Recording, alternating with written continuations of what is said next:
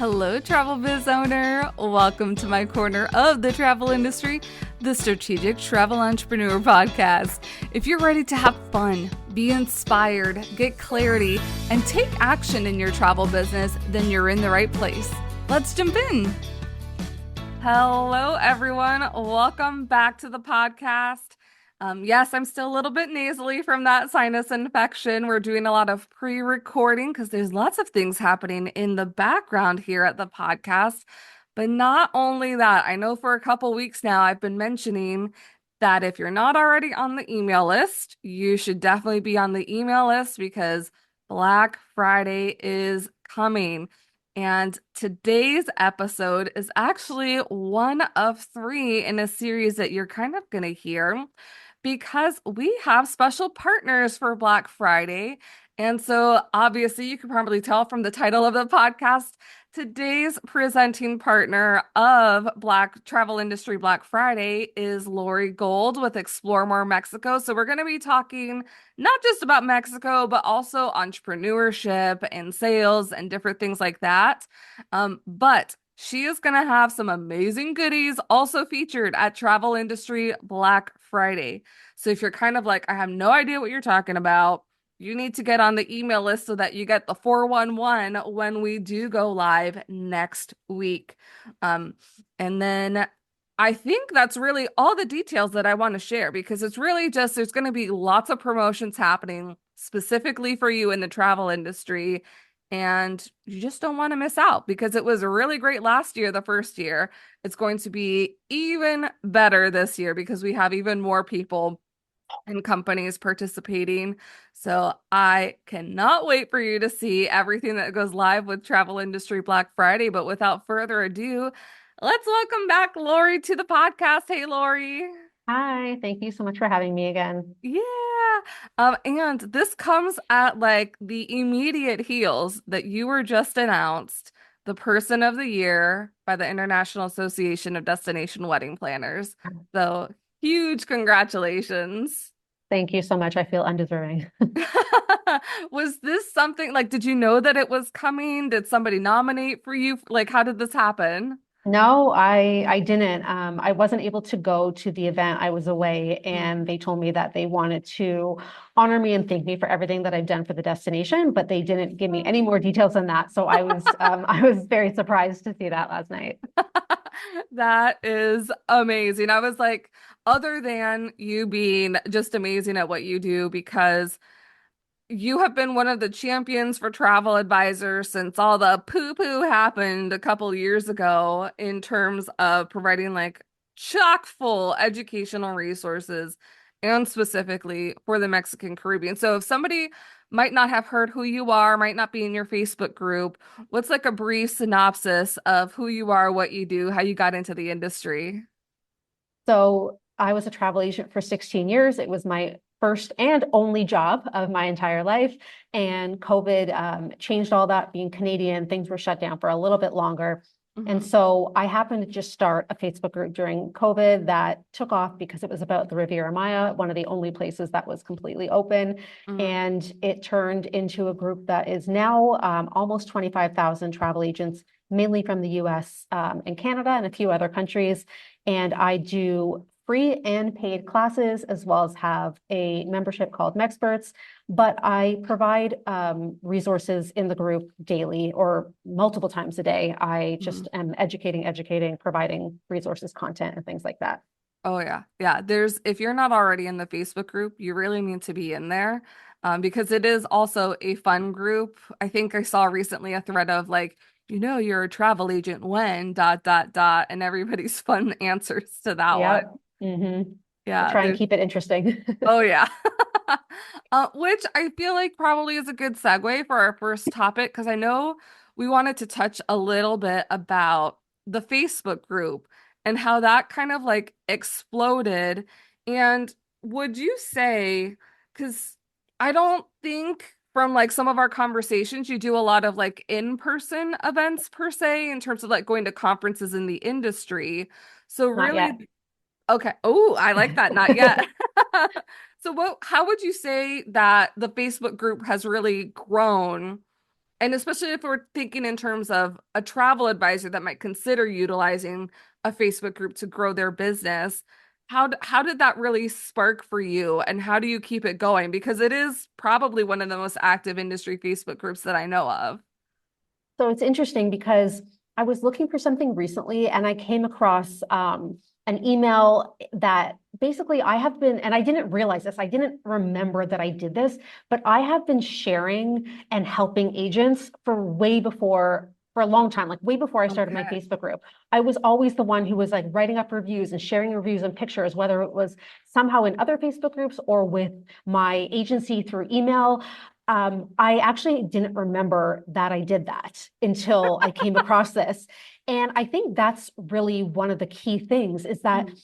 you have to give, like Mhm. give, sell, you know? Right. And that's always been something that I've done naturally. I just love helping people. And I figure like not everyone can necessarily travel as much as I can or be in different destinations as much as I can. So I did it before with clients and just especially now, like you're asking if people have their own private Facebook group, like giving information and your aligned clients will still book with you. They'll want to support you. They'll not give every little detail away, but Right. that's what I do in my group. Like I give so much, but there's still so much more that I have that is just for people who take the class or just for people in my membership. So I think that Mhm. just giving more than you're doing anything else and providing helpful resources, interesting facts, really just giving all the time.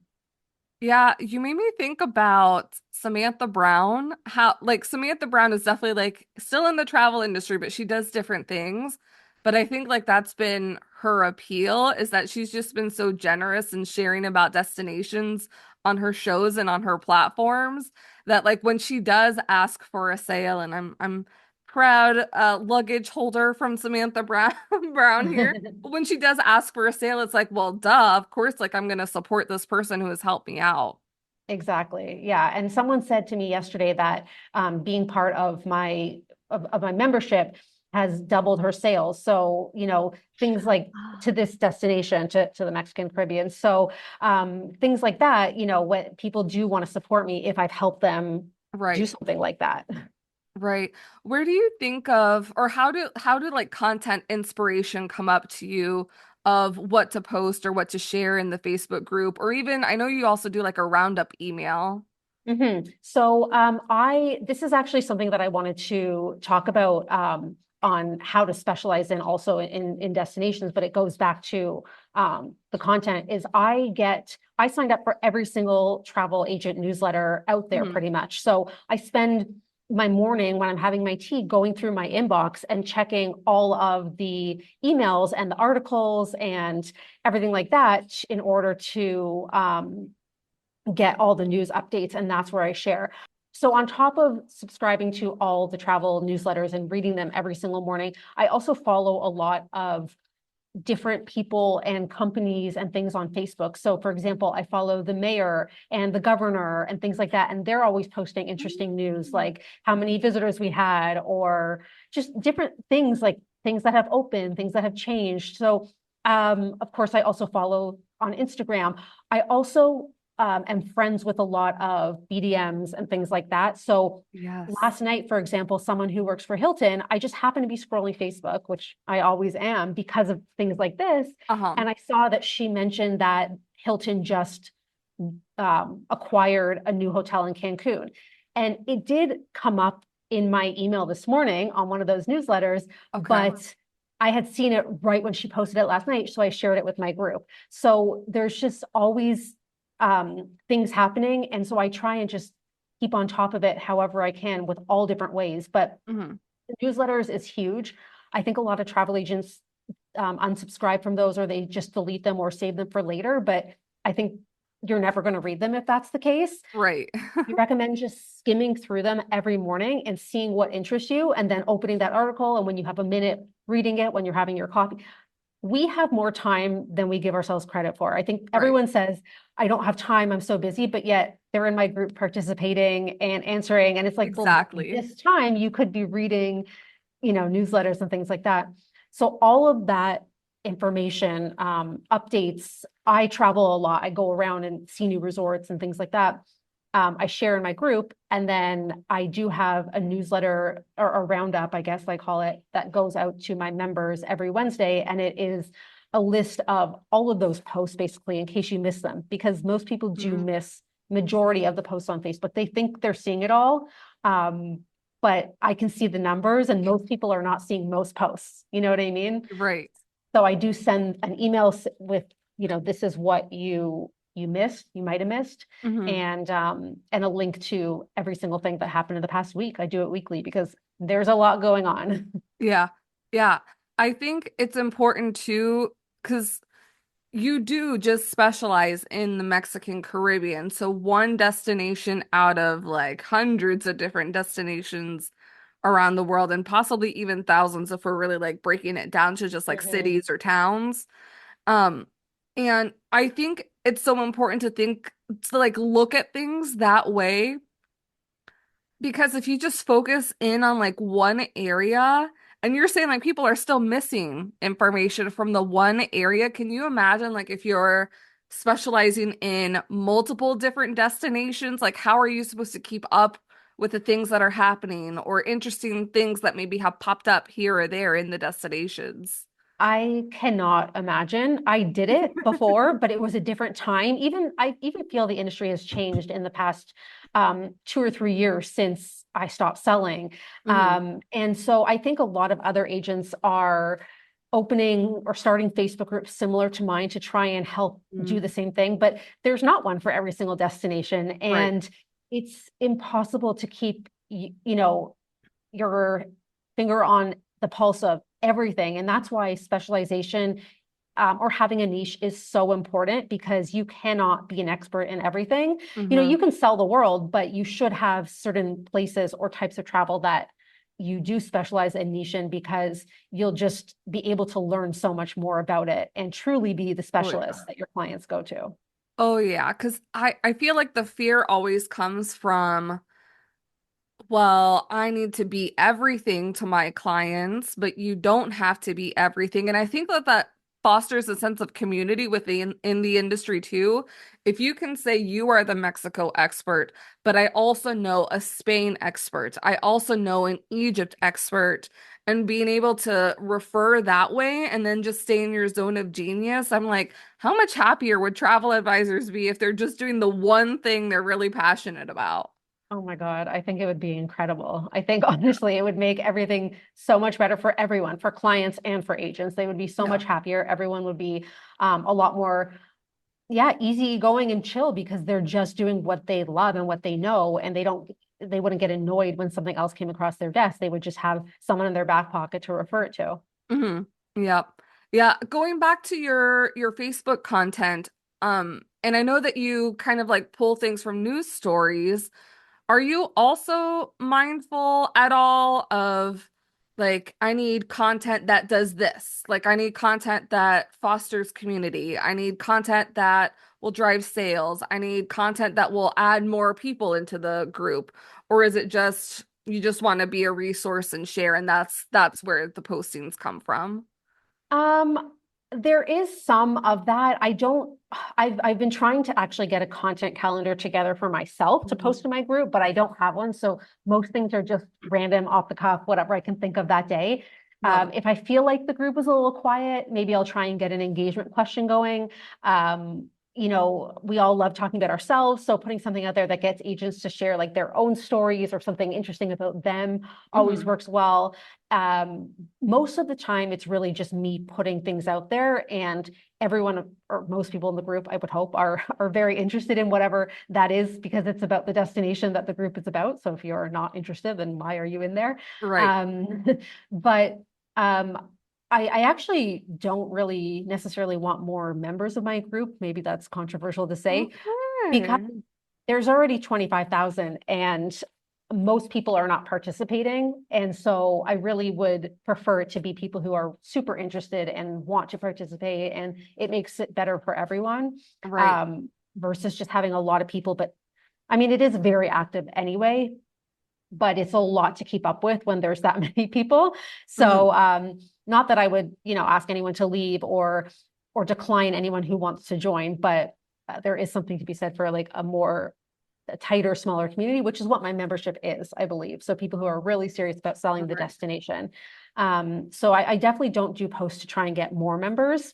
That I maybe used to do that, like invite a friend, but not anymore. Okay. But I do sometimes try and do a little bit more personal posts, or they can ask me questions. I do sometimes like what you want to know Wednesday. So if you want to know anything about me or the destination or anything I can help with, I do that sometimes. So there's a little bit of that, but it's mainly just sharing destination information. Okay. So when you were trying to grow the Facebook group, then aside like from asking people to invite a friend, were you doing anything else, or was just the group so active that Facebook was kind of pushing it out to more people? I'm not sure if Facebook pushes it out to people, or I think the way that I've grown mine, which is different than a travel agent would grow theirs, is that people recommend it in other travel agent Facebook groups. I think Mm, that's the biggest thing. So someone says, "Oh, this is your question. You should join this group," and then other people see that and they join. A lot of agents also ask their friends to join and invite friends. But for travel agents trying to join theirs, there is a whole different strategy, I would say. You sort of do have to ask and use your own network and sort of put hmm it out there on your main Facebook page, put it out there on Instagram, maybe if you have a newsletter or email, use people in your own community to get it out. And there's all different ways. And I think what you post in the group is similar, but a little bit different. Like I think if it's your own personal Facebook group, you might want to do a little bit more personal posts, a little bit more engagement posts, Right. because they are small. They're going to be smaller just naturally. I mean, it'd be hard for a person to grow a group just of their own that quickly. hmm Um, so you want more engagement. So asking more engagement questions. I could go a week without asking an engagement question, but for someone trying to grow a group and trying to grow a Right. community, and it's good to ask questions about people and more engagement questions. Yeah, because it makes me think of, I like to say OPA, other people's audiences. Sometimes I'll go OPP in other people's platforms. But you had mentioned like sometimes people in other groups rule for your groups, and I think that's kind of like how a lot of people grow just in general. So if you're being active in like maybe a neighborhood group and there's lots of travel questions that are being asked, just make sure to answer the questions, and so people can see you almost like an authority figure, and they'll be like, "Oh, I want to join this person's Facebook group too." Exactly. Yeah. And I myself have recommended in my own group, other agents groups that have Mm. grown substantially. My friend Marcy Munsterman has a course all about Facebook groups, and it's really great because there is so much that you don't think about, or that you don't know, or that you don't know what to post. And hers comes with a content calendar. My Mexperts membership also comes with a content calendar, so that travel agents don't necessarily need to think of what to post every day. They have enough on their mind, never mind to think of like what to Oh post yeah. every day. Yeah. Yeah. Speaking of things that might be on travel advisors' minds, what are some of the big things that have happened recently or changed recently in the Mexican Caribbean? Because I think like one of the latest rules, because I think our last conversation we talked about how you could only bring like one device with you or you would get fined. And it seems like since that conversation that has been lifted. So what are all the juicy news bits? Yeah, I think that's a big one, that there's no more fines for bringing more than one electronic device. It's unclear, but I believe it may actually just be for this destination. It's not really 100% crystal clear, but it's only mentioned like this area. So I wouldn't say necessarily that's for all of Mexico. That's something that I can't answer. I really only focus on this destination. So Mm-hmm. that's the latest news. I think really just new hotels all the time. I just read an article about how they're trying to petition to stop the hotel growth in the Cancun hotel zone because they need to fix the infrastructure, Oh, which I totally support and agree with. right. We have so many hotels. I'm like, let's chill for a minute. Yeah. Um, And I think we've spoken previously about the Tulum airport and all the new Tren Maya stations that have opened. So Right. that is all new-ish. It's almost a year old now, so it's not even that new. Um, but really, yeah, like the Tren Maya is more open than ever. I mean, there's more stations open now, but it's still really limited, and I don't know when that will change. I tried to take it the other week, and I noticed there was only two times from Playa del Carmen to Cancun, and they were like 1 hour apart in the afternoon, which made no sense to me. So Huh. I think it's really still going to take a while to get fully up and running. But really just a bunch of new hotels that are coming up, which some of them are really exciting. And I mean, any new hotel is exciting. It's a lot to keep up with. Hmm. I know that you were recently, I don't know do you say it like Ava or Yep. AVA? Ava, Okay. yep. Okay. Can you tell us a little bit more about that one? Because that one looked like a beautiful property from all the photos and videos I was seeing. Yeah, so that's one of the newer openings. I think it opened in June, but I think the grand Oh, opening, the official opening was just last okay. week. And it's one of the biggest hotels in the destination with over 1,600 rooms. And it's really interesting because it's an extremely long resort. It's over a mile long, I believe they said it was, from one end to the other. Whoa. And they have a massive, I want to say, don't quote me, it's like 2.8 acre um, crystal lagoon, which is a technology that it's supposed to sort of act like a beach or an ocean. It's zero entry because it's the area that it's in, the beach isn't like perfectly turquoise like it is in some other areas in the Okay. destination. So in order to combat that, they created this Ava Bay where you can actually like paddleboard and snorkel, and it gets to almost 7 feet deep. So it's pretty deep, and Interesting. yeah, it's a really cool hotel. There's a lot going on. There's going to be even more going on when everything is open in the middle of November. Hmm. And I believe everything will be open by then. Some things might be open a little bit closer to festive, but most things are already open, and the food's really good. The rooms are one really cool thing is the rooms are all oceanfront because they all start at like I think it's the second or third floor. Like it's like pool level and then restaurant and bars and lobby area, and then all the rooms are on top of that. Nice. So I saw a room on, I think it was like the first floor of rooms, and it was completely unobstructed oceanfront. So That's amazing. there's not many hotels that can say that. And so when travel agents are quoting it, they need to compare it, the pricing to an oceanfront room at another resort. Even though it would be the cheapest room at Ava, it's still oceanfront. Hmm. So that part is really, really awesome. Okay. I'm like, oh, send me there now. That sounds amazing.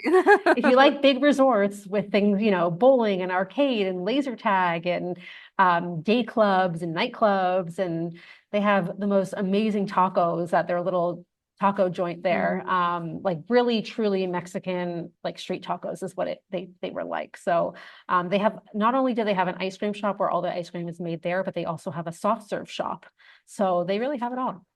Yeah. Well, and I feel like that's kind of like the all-inclusive vibe, which I think a lot of the Mexican Caribbean is, but I know last time we talked, we kind of touched on like the alternative almost like residences or locations that you can stay at for people who may not be like wanting everything located within the resort. So where, because I don't remember exactly where we left off with that. I think we just like literally touched the iceberg of that. So when people are thinking that they want alternative accommodations for their clients, where might they be looking at? Or is that because I know geographically there's lots of different like neighborhoods or regions within the Mexican Caribbean, are they limited to certain regions? Like, do certain regions have them more often than maybe another region within the location? Not really. Well, actually, I would say Tulum has the most alternative accommodations. The Okay. hotels there are mainly not all inclusive. They're mainly boutique little hotels on the beach or in the jungle. A lot of like residential, like suite type or apartment type options as well. That wouldn't be in the jungle, or that would be in the jungle. Sorry, that wouldn't be on the beach. But Oh, they have a lot of really interesting like tree houses and beachfront suites and tent and luxury tents and all different kinds of accommodations. Tulum has the most of the whole destination. But then you have, Playa del Carmen, which has a lot of different accommodations as well, lots of non-all-inclusive hotels. There are a few all-inclusives, but a lot of more boutique hotels. Cancun has a few, the hotel zone that aren't all-inclusive, but nothing too unique directly in Cancun. And then you have Puerto Morelos as well, which is, they have a few as well, mostly like bed and breakfast type, maybe like 3 to 4 star places, but they also have a whole jungle area where they have really cool and unique accommodations. They even have like the bubbles, those bubble Oh, type of things. yes, like a bubble igloo almost. Yeah, exactly. So there's really truly everything. And I have a class all about the all-inclusive hotels in the destination. Oh, that's It's called EP Hotel Roundup. It's included for Mexperts and it's separate for everybody else. But it's I think we talk about like over 80 unique hotels that are not all-inclusive in the destination. And then, of course, you have like the islands, Cozumel, Isla Mujeres, and Holbox, which are mainly non-all-inclusive destinations with some pretty unique hotels or just regular non-all-inclusive hotels. okay. So for people that might want like one of these alternative locations, obviously they're going to need to be entertained in some way because it's probably not located right there. So what are some of the top excursions? I know you recently came out with the excursion guide. So if they're staying in these, like what's kind of like close by that's easy to do? It depends where they stay because these type of unique accommodations are all over the destination. But staying at these is a great opportunity to explore the destination. A lot of them could be near cenotes or cenote parks or ruins. And I think it'd be fun to do a cooking class or a food tour, especially if you're not staying in an all-inclusive where the food's already included. Right. Um, there's an endless amount of things to do. As you said, I just came out with the excursion guide, which is, I think, 90 pages or something like that about all the major and off the beaten path excursions of the destination. Yeah. Yeah, I think that's this also kind of like goes into like the whole client experience and travel advisors making sure that they're accounting for everything that their clients need to know. So when we're thinking about almost those tips or like that workflow and reminders that you need to make sure you send out to your clients, what are some of the top things that advisors need to know and let their clients know for preparing for a trip to the Mexican Caribbean? Well, I think just going back to the excursion guide, that whether it's my excursion guide or sending an affiliate link or just putting the idea in their heads that there are excursions they can do ahead of time is a great idea. There's so many reasons to book excursions ahead of time. We can have a whole podcast just about excursions and why Yeah. you should book them and which ones and whatever. So we won't get too much into it, but helping them with that ahead of time is really important. I think talking about timeshares is important. Talking about tipping is really Mm. important. And you mentioned that the customs rules have just changed with regards to the laptop, or the electronic devices, but Mhm. there's another important customs rule, or maybe a few, but one specifically that a lot of people don't know about, and it's really tricky, and a lot of agents don't necessarily know about it. And that is cigarettes. You can only bring in 10 packs of cigarettes, which is, I believe, 1 carton. And if you bring even 1 pack more than that, you will get fined if they search you and find, which they are searching a lot more people. I've heard Tulum is searching almost everybody at the Tulum airport, but even in Cancun, especially, so here's the trick, is that after you go through immigration, there is a duty free. So a lot of smokers would go to the duty free and purchase Uh-huh. cigarettes and then be carrying them, in their hand in a see-through plastic bag. And they would purchase a carton for their stay. Uh-huh. And then they would get to customs and customs would search them and find their pack that they brought with them and already they're over the limit. What a scam. So I mean it's not real, it feels like a scam, but it's Yeah. just like, yeah. Gotcha. So you really have to be careful to not buy them at duty free when you land in Mexico, or not bring any from home while Mhm. you're traveling. And a friend of mine's mom got fined I think it was like 1100 US. I don't know how many more she brought. $1,100? Yeah. Oh my So gosh. if that's not, if having, part of my membership and something that I also sell separately is the Mexican Caribbean vacation guide. And it sort of goes through like before you leave, what to do at the airport, what to do at the resort, tipping, and also a packing list of what you should bring and what you cannot bring. And we definitely mention that. We also have QR codes for the entry requirements and the visit tax and the customs, like all that stuff we have in the guide. Hmm. And, if clients don't read it, then, I mean, that's a big possibility, but all we can do Right. is our best. And, a lot of times agents don't even know if their clients are smokers or not. But if they are, they need to know that they cannot bring more than 10 packs per adult over 18. That is huge because I even remember about the electronic device and I'm like, why would you tax on that? But I guess it's just a way for the local economy to generate revenue somehow. Well, the thing is that for all of these rules, and for that one was, I mean, they're all sort of old, right? Like these aren't brand new rules that just came about. That's been around forever. But the idea is that if you're bringing more than one or a lot of something, they think Mhm. that you're going to sell it and be making money. So that's why they tax on it. Interesting. Mhm. Okay. I mean, Okay. it can be assumed that you're going to do that. Most often you're probably not, Uh-huh. but their assumption, because they don't know, is that why are you bringing more than one of the same thing on vacation? You're probably going to try and sell it or something like that. Interesting. I wonder if that's like a cultural thing too, in just that North Americans may have access. Well, I mean, Mexico is North slash Central America, but that Americans and Canadians possibly just have access to more resources so that you're able to bring in multiple, whereas the local Mexicans may not. And so naturally, like, why would you have more than one?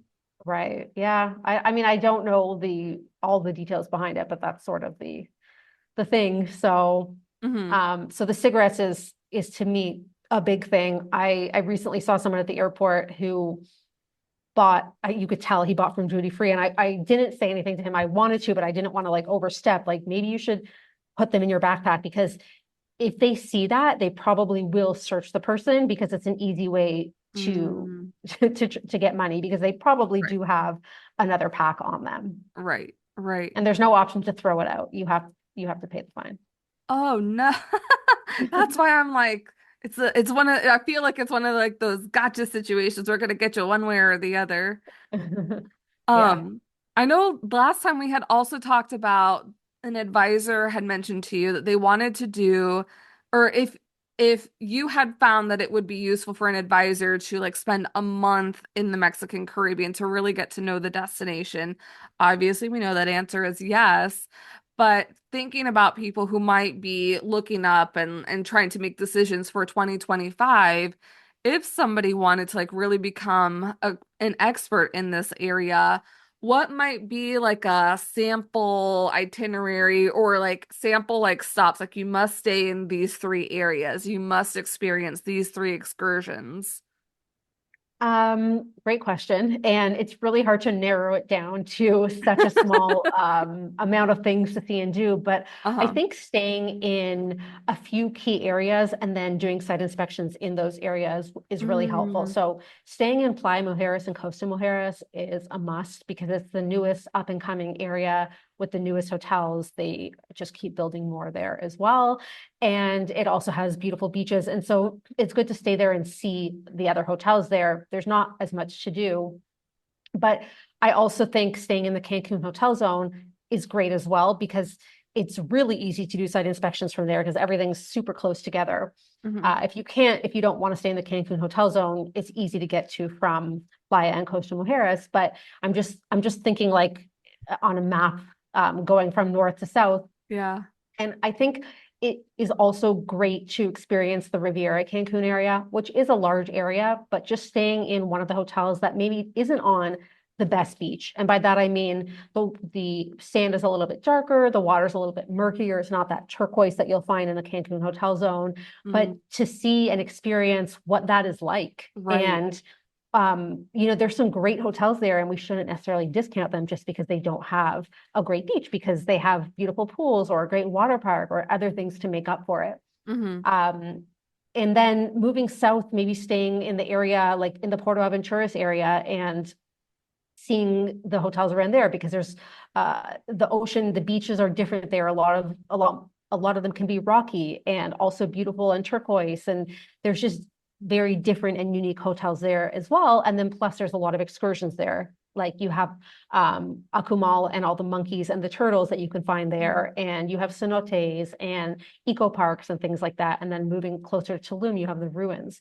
So I would say that when agents are planning a fam, they should stay at and see some hotels that they're already selling a lot of, and then some aspirational hotels. Because once you stay, it'll be a lot easier to sell to clients and know why they should maybe upgrade their experience from where they've stayed before, or what their budget actually dictates. And maybe if they spend a little bit more, they can get a much better experience. But you can't articulate that as easily if you haven't stayed yourself.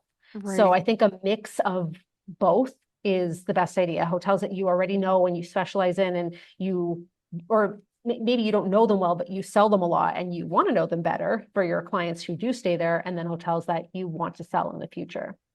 I love that advice, especially about like, of course, stay at the ones that you want to, but also stay at the ones that you may not have thought about before to get that other perspective, and also to see like what can you appreciate and like bring to light that you may not have known before from that personal experience. Mhm. As we are kind of thinking about 2025, is there anything that you're excited about that might be coming or might be changing? I think it's a lot of the same. For my membership, we have done 2 FAMs a year, so hopefully we'll continue to do more FAMs in 2025. All the resources that I have, just more of those. Mhm. There's a lot of stuff that we have ideas for that I can't really talk about yet. Something that I put the seed out there, and hope that it will begin in 2025 also, is expanding my membership to other parts of Mexico. So having Oh. someone in Puerto Vallarta and in Cabo basically doing the same thing as me. So that will be really exciting. But really just the new hotels, keeping agents up to date with the new hotels and the current hotels. My goal is to see as many hotels as possible and stay at as many hotels as possible, because it makes such a big difference to stay Mhm. versus just seeing. So just Right. continuing to explore the destination. Yeah. Well, I have a couple of, I almost forgot these too. I wrote up a couple like rapid fire questions that don't really have anything to do with the Mexican Caribbean, but I just wanted to do something fun since we're kind of gearing up for Black Friday. Now I know in the United States we have Thanksgiving, but in Canada you also have a Thanksgiving. So can you tell us just like really quick what might be a little bit different between the two? So I've never celebrated Canadian Thanksgiving, so I'm Okay. I'm not an expert on that at all. But I think it's just, I mean, Thanksgiving in the US is major, right? I mean, Mhm. I feel like it's the one holiday that everyone is with their families, like no matter what, you fly in from wherever you are. Yeah. It's not, I don't think it's as like that in Canada. I don't think it's as important of a holiday, let's say, Okay. to Canadians. I think it's more about like just the food and the season, but not as big as in the US, Okay. I was gonna from say my knowledge. then the first there's 5 questions. The first two Okay. might be a wash then. Okay. I'm like, so do would you attend? So the first question is, will you be cooking or attending Thanksgiving this year? So would you even do that in the Mexican No. Caribbean? Okay. No, personally, no. But because there's so many expats here from the US, Uh-huh. a lot of restaurants will host Thanksgiving dinners, and there's like takeaway Okay. Thanksgiving food. So there's an opportunity for Americans to celebrate. But personally, being a Canadian in Mexico, no. Okay, then the second one. This one might also be somewhat of a wash. What would you say is your favorite Thanksgiving side dish? I literally don't think I've ever been to a Thanksgiving dinner. No So I way. don't even know. I mean, I've seen the side dishes online, like green beans maybe and Yeah. sweet potato casserole and stuffing. Like I don't even know what stuffing is. Yeah. I don't even get it. So I don't know. I don't have one because I've never been to a Thanksgiving dinner. Oh, that's so funny. Well, we are learning all sorts of things about you today. Are there any Black Friday deals that you're looking to score either personally or professionally? I don't think so, but I'm curious to see what's out there Okay. because I guess it's a little early to know. So I am not a shopper in general. Mm, Um, so for personal things, there's nothing that I can think of. Like if I want something, I'm probably just going to get it whenever, yeah. whenever. I actually just got like a stabilizer thing for my phone, and that probably could have Oh, waited, but I just decided I want it, and so I got it. And professionally, I think I have, there's nothing that I can think of that I don't have. hmm. Do they do Black Friday sales on iPhones? Because I do need a new iPhone. I have been thinking it's been on my wish list for a while, that DJI Osmo Pocket, and I'm That's what I like, got. That, well, oh, not oh Pocket. my I don't know what that is, but I got the this. gimbal, the holder is what you got. Yeah, Okay. Because yeah, the Osmo Pocket is like it's probably as big as like what a cell phone is, but it yeah. can record and like take photos and like really high quality without like taking memory from your phone and all that. So especially since I do a lot of like content in destination with the cruise content library, I was like, "Ooh, let's up my game on my tech stack Hmm. here." So Okay, well, I might need to look into that. yeah, yeah. What are you most thankful for right now? My community, really, I wouldn't be where I am and couldn't do anything without the active community and those that believe in me, and also those who support me. So like family and also my assistants that work for me. Like I do not do this alone. I don't want anyone to think I do. I literally could not do half of this without the people that work with me. It would be Mhm. impossible. Love that. And then last but not least, what's a charity or cause that you're really passionate about? I was thinking about Giving Tuesday is coming up too. So there's not one charity that I'm really passionate about, but there's a lot of people and animals that need help in the Mexican Caribbean. And Mhm. so I have a document in my Facebook group all about um, donating for charity and also volunteering. I love And that. so I put together a whole document so that agents can share with their clients. And part of my membership is that we give 10% to charity. So I do all different charities. So I actually just recently gave money to Te Amo, which is the charity that Mexico Fam Trips runs. Mm, And it the thing that they're fundraising for now is Christmas gifts for kids in the area that wouldn't get anything otherwise. So okay. I donate to that. I donate to animal shelters, and there's another one, an agent that passed away.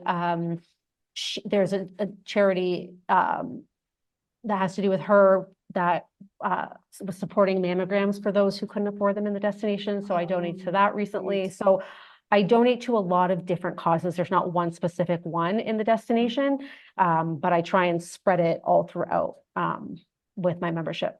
Love that. Love that. Well, Lori, thank you so much for sharing here. Um, it is a little bit early to share what your promotion is for Mexperts, but if you want to like share whatever you feel comfortable about Black Friday and what we're doing. Sure. So the promotion that I have with you is for my Mexperts membership, and it is our biggest sale of the year. So I only do sales twice a year. And so if you've been on the fence, this is your sign, this is your chance. Mhm. It is the biggest sale, and it starts what is it, the 22nd? The 22nd is The when 22nd. Black Friday Yep. starts for us. Yep. Yep. And Yeah.